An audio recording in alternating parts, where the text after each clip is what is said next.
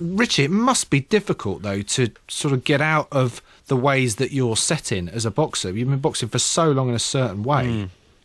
Yeah, I mean, at the end of the day, I mean, he's had like 58 contests, hasn't he? So you're certainly not gonna teach an old dog new tricks type of thing. But what I think Emmanuel Stewart, he's trying to get him to do is obviously be more positive, but be more positive behind his long range work, because at the end of the day, if he's throwing bend time shots at short and mid range, that's when I think David Haye's got a great chance of winning it. The way Klitschko wins this fight has got to be on the outside, long range, claiming the centre of the ring, staying off the ropes and staying out of the corner, so he's got full range of movement. But it's all got to be straight punch, straight handwork. So he's obviously saying about being more positive behind his jab, behind his straight right hand, being first to the punch, taking the fight to David Haye, but it's got to be at long range.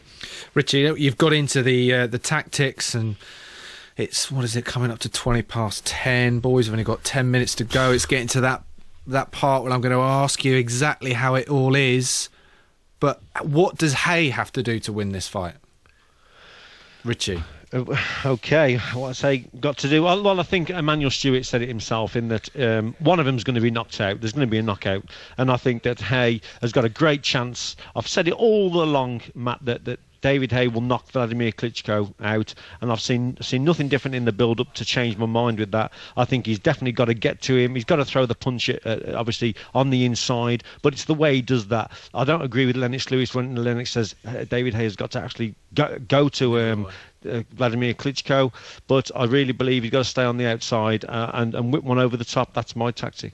Well, it's all about the experience, isn't it? And what about a guy who's been there many times before, Lennox Lewis? Mike, you caught up with him a little bit earlier. Yeah, he's working here this weekend as a commentator, and this is billed as the biggest heavyweight fight, rightly in my view, since he beat Mike Tyson in Memphis, Tennessee in 2002. And there are similarities between him and Wladimir Klitschko, because both trained by Emmanuel Stewart, both had to respond to shattering knockout defeats, and did do impressively. And in his first reign as world champion, Lewis beat Frank Bruno outdoors in Cardiff in 1993. And of course this weekend the big one is outdoors, and Lewis told me how different it is to fighting indoors. There's a lot of different factors that may happen, such as rain, for instance, and temperature. I remember the Frank Bruno fight. When the bell rang and I was in the corner, they basically draped me in a blanket. And even before the fight happened, there was a little drizzle, so that the fight kind of time got pushed back as well. So those are the only really true factors. Maybe a bird may drop into the ring or something. What about the sheer size of the crowd as you walk out? Does that become apparent? Oh yeah, because once you hear the roar of the crowd, I mean, that's something that a big audience you don't hear too often, because you're used to arenas. But when you're in a stadium, it's a different feel altogether. It's more of a raw, and you feel the mass of the crowd when they speak. Can I just put you in the corner of the two men then, Lennox? First of all, Wladimir, what's he got to do to win? Well, Wladimir has a great trainer of champions, Emmanuel Stewart. That's my trainer. I know what Manny will be saying. Manny will be saying, go out there and impose your will, get that jab going, push him back, don't throw any wild shots, and try and back him into the corner. Try and get him against the ropes, and when you get him against the ropes, that's when you explode on him and throw some combinations. Will Wladimir do that is a different story, because he's usually cautious, and he waits a little bit too much. But him being the champion, he has to really get things started a lot quicker. And for David then, what would you be saying to him, and how can he win this fight? I would be saying to David, well, first 30 seconds, just run at him and try and hit him on his chin, and use your speed. Maybe try and get him into a slug match, because you're quicker than him, so your reaction time will be faster, and try and catch him while he's trying to throw a punch at you. And how do you think it will go? A lot of people in Britain are saying head Klitschko, heart Haye.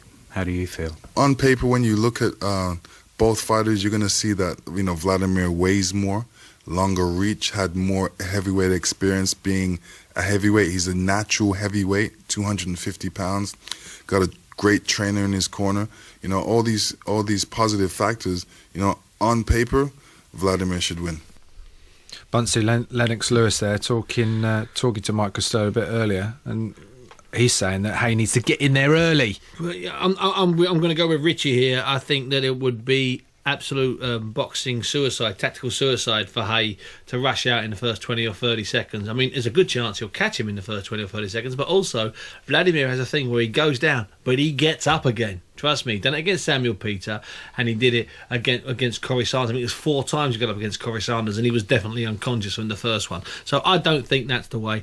Haye does have to be a little bit more aggressive than he was against Wladimir, but it's quite simple. And I know this sounds like a bit of a cliche. Haye to win mustn't get hit on the chin. And I think one of the keys will be, and we talked about the clinches a long time ago, about 9:05, and we suggested then that the first clinch, there's going to be pandemonium in Haye's corner, and the referee's going to be under a lot of pressure, and the supervisors at ringside will be under a lot of pressure, and hopefully it can upset Wladimir a little bit more, and upset Vitali, who will be near the corner, who's a right pain. He loses his mind, Vitali. And I tell you, I think we might see a lot of action in the clinches. I think we might see Haye being really rough, borderline illegal. No, forget it. He'll be illegal in the clinches to stop Wladimir holding him. Don't expect Haye to stick his head in, his shoulder and his elbow in, and it wouldn't surprise me at all if something nasty happens from the clinch. Richie, what happens, Steve? Sorry, Matt. What happens, Steve? Then if if Klitschko is not allowed to hold and is consistently being told off by the referee and eventually has a point or two deducted, which hasn't happened to him in the past, then how will that unsettle him? So the referee will be so important here. Absolutely, and the way Haye handles that, the first time, if he throws him off, he slings him with his elbow, he hits him with his shoulder, Mickey slings their head round. Vlad won't know what to do when someone does that. These guys haven't done that to him. Richie, when you're in the middle of that ring, are you aware of all that's going on? I mean, Bunce's talking about Vitali there, who's obviously going to be ringside, but could you hear him? No, I mean, when I boxed, when you're in the zone, as David talks about, he won't even hear the crowd if he's concentrating fully. I never used to hear anybody. The odd occasion when we all managed to shout something from the corner, or Denny Mancini, maybe I'd heard something there, but the crowd would be yelling and I wouldn't be hearing nothing. So all you're aware of is the game plan. You've got to stick to it. But I do think, like Steve says, if he goes in there the first 30 seconds and that, he's risking so much, because at the end of the day, let's not forget, David Haye hasn't got the best chin in boxing. Believe you me, this is what it meant. This is why it's such an exciting fight, and Haye's such an exciting fighter. He's got that attitude of, I'm either going to knock you out, but my chin's not very good myself, and that's all. With all due respect to David Haye, he always has been. So it's very exciting. We've been on air about an hour and a half, and we've not mentioned the R word, retirement. David Haye says he's going to get to 31st birthday, which is October, and that's it. So is this going to be his last fight, Mike? I think it depends on the result and the type of result. And by that, I mean, if he wins, he'll fight the other brother, Vitali. I don't think there's much doubt about that. If he loses heavily, I'm inclined to think he will walk away. If he loses in an up and down, I think there could even be a rematch against Wladimir, because there's been such a build-up to this. They will both earn so much money. I think there are 3 ways that this could go, and they'll all be dictated by Haye. And a bigger fight in Vitali. Oh, let me tell you something, because the one thing, if David takes care of Wladimir, like Richie thinks and like a lot of people think, and Vladimir's on the floor and he's being helped up, Vitali will lose his mind. He's lost his mind, Vitali, at all 3 fights when Vladimir's been beaten. Fair and square, Vladimir's been beaten, and Vitali gets in. Go on YouTube tonight and find it. The big gigs are going mad in the corners, Vitali, with a little bit more hair. He loses his mind. He'll lose his mind with Haye. Haye will wind him up, and they'll start selling the Vitali fight about 30 seconds after the referee finishes counting over Wladimir. We're in a business. What are we talking about? Matt, I tell you, if he beats Wladimir, there'll be more chance than Bunce making a comeback. Never mind him boxing on. Yeah. Is that well? Shall we nail our colours to the mast then? Who's it going to be, and why?